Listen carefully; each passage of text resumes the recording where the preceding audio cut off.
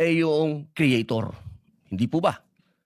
Tayo naman po lahat ay naniniwala sa Panginoong Diyos, kaya tayo po ay naniniwala sa salitang creator, tagapaglikha. At ang lumikha po ng konstitusyon ay itong mga taong nabanggit sa ipinamahagi ng ating mahal na Senadora Cayetano. Malinaw po dito. Nasabi na po sa English ito.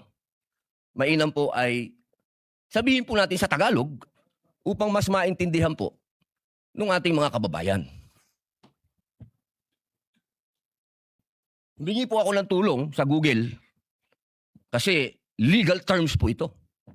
Hindi naman po ako nagtapos sa UP, hindi rin po ako nagtapos sa Ateneo, nagtapos po ako ng criminology at UP rin sa University of Prison.